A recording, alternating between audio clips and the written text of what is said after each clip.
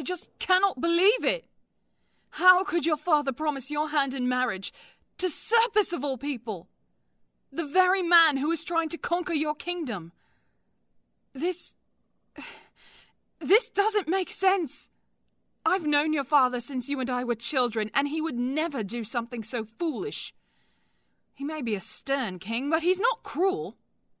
Surely he isn't actually planning to wed you to the Blood King. Huh? Why do I call him the Blood King? Because Serpis is a madman. He thinks that just because he is king, he gets to act however he wishes. We've gotten so many reports of mutilated bodies being piled at the border. And not just the bodies of the spies we've sent in. There were men, women, even children, who were burned, flayed, disemboweled, and so much worse. Serpis enjoys torturing anyone he can get his hands on. Which is why I cannot fathom why your father would agree to a union between you two. I'm so confused.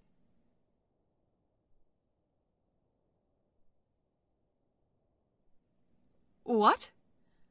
What do you mean your father's eyes weren't normal? I hardly think King Gaius's eyes should be our top concern, Blue Blood.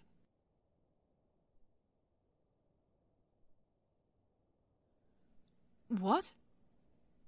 When you went up to receive his blessing, you saw a ring of purple around his eyes? Are you certain it was purple, Blue Blood?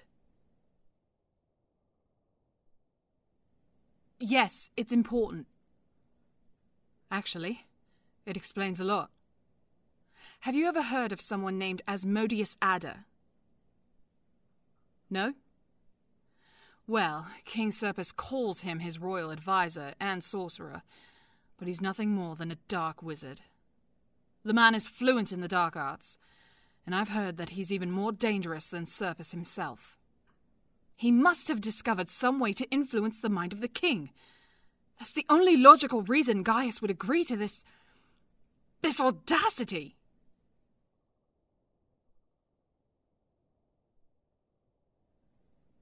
What do I plan to do? Well, my first priority is to ensure your safety. If Asmodeus can control your father from Anguis itself, then you're not safe here. We have a few allies in the surrounding kingdoms, but Serpis will be able to take you back by force if he needs to. The Anguis army is the largest one on the continent. We need to get you somewhere his armies cannot reach. But where?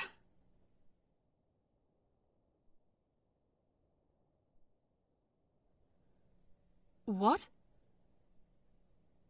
The kingdom of Mozar? Yes! Your uncle Abadir is the king there, isn't he? Surely he'd grant you sanctuary. And not only do they have an impressive army, but their naval fleet is the biggest in the world. Quickly, Blue Blood, go to your room and pack a bag. But pack light. We'll have to move fast and silent. Meet me in the gardens in 1 hour. Now go, and tell no one of your plans.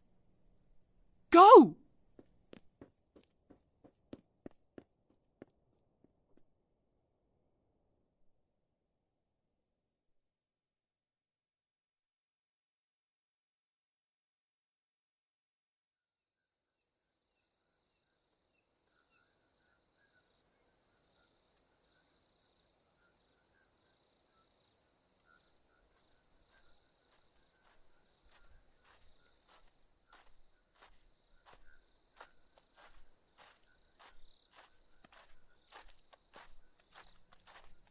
Who goes there? Blue Blood. You're late. No matter. Follow me, quickly. We only have 15 minutes before the new guards come on duty. If anyone catches us, you'll be taken back to your room. And I'll likely be arrested for attempted kidnapping.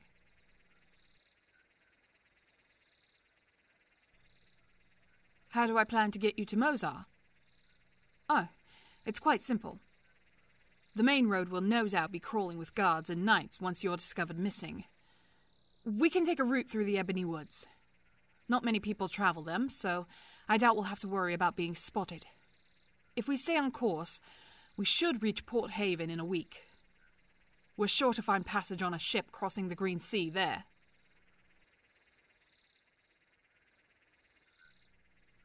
Yes, I am aware of how dangerous the Ebony Woods are, but we hardly have a choice. It's either take our chances with the beasts of the forest, or wait here for the Beast of Anguish. That's what I thought. Now come on.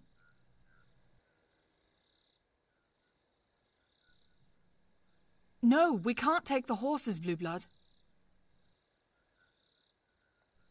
Why not? Well, for one thing, horse tracks are far easier to follow than footprints. For another, all the horses in the stables bear the royal brand on their flanks. If we were to stop in any towns for supplies along the way, we'd be found out almost instantly. And if people didn't believe our story, we'd be hung as horse thieves. It's best to travel on foot. And if anyone asks, we are simply a travelling mercenary and her ward. Now come on, we need to pick up the pace. I want to put as much distance between us and the castle before dawn.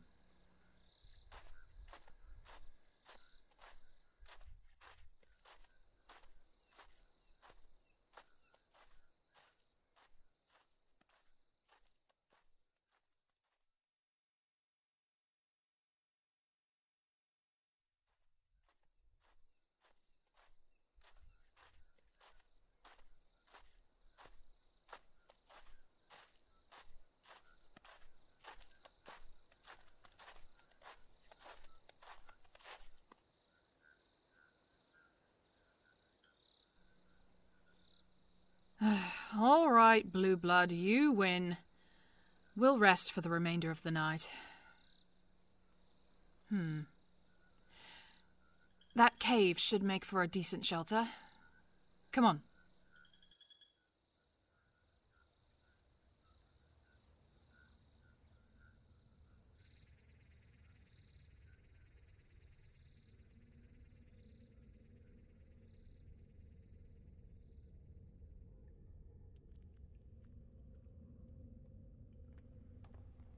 I'm sorry, Blue Blood, but we can't risk a fire. Don't worry, I packed a few bedrolls. They're far warmer than they look. Here we are. Get some sleep, Blue Blood. We've still got a long road ahead of us before we reach Port Haven. Don't worry.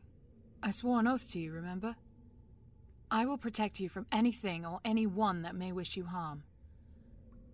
So, please, trust me to get us to Mozar safely.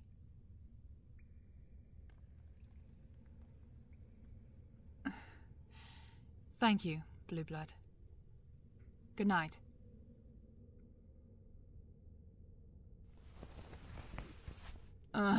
Blue Blood, please stop your twitching and get some sleep.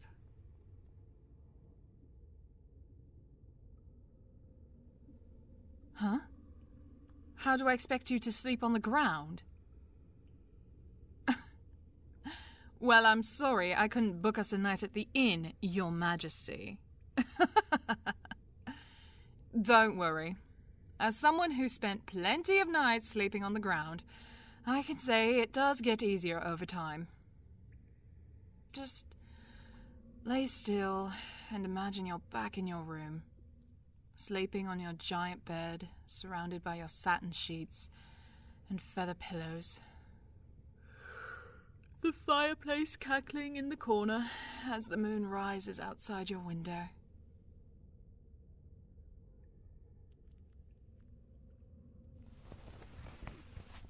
Omega, give me patience. What is it going to take for you to go to sleep, Blue Blood? You want to what? You want to lay your head on my chest? That's hardly appropriate, Blue Blood. I mean, it's true we're no longer in the castle, but you are still the heir to the throne of Vardenfell. If anyone were to discover that you and I, that we slept near one another, imagine the scandal it would cause. Your purity would be called into question. You'd never be able to find a decent match then. Huh? Will it really help you sleep? Well, I still think this is a bad idea. But if it will truly help you...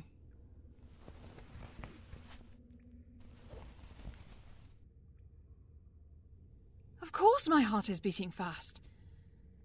This goes against all sorts of etiquette and rules. Just please go to sleep. Tomorrow night you're sleeping alone again. So don't get used to this.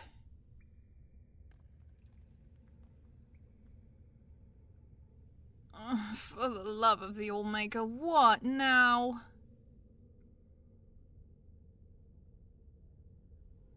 You still can't sleep. I hope you don't expect to crawl into my bedroll with me. I'm crossing enough social standing lines with your head on my chest.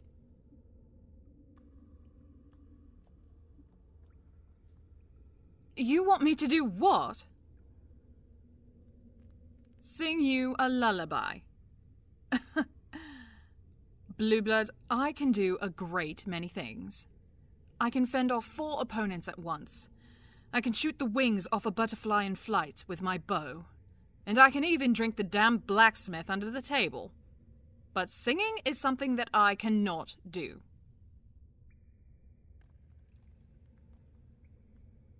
Wait, what? You've heard me sing before? How? When?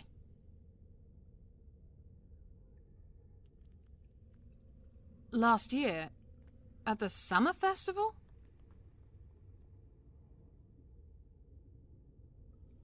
You heard me singing to that little girl who lost her parents in the crowd.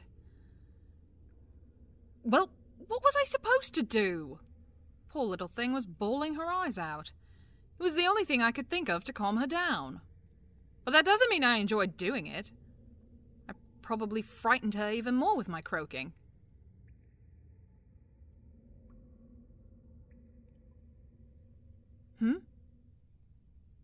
You saw her smiling? And you saw me smiling?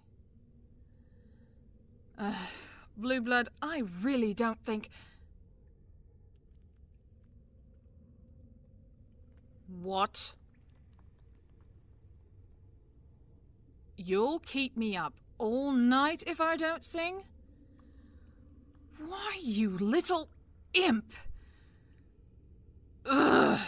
You are going to be the death of me, Blue Blood. I swear to the Allmaker.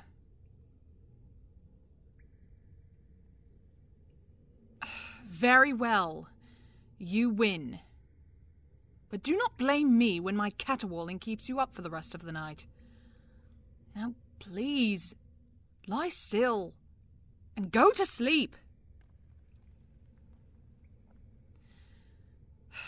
I cannot believe I am doing this. Softly drift away to the world of dreams as the stars twinkle above and the full moon beams.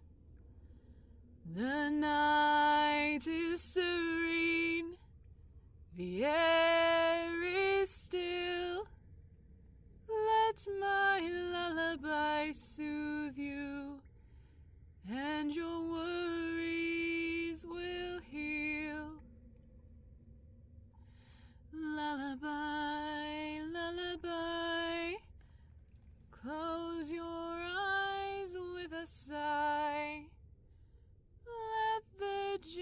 gentle melody take you up high.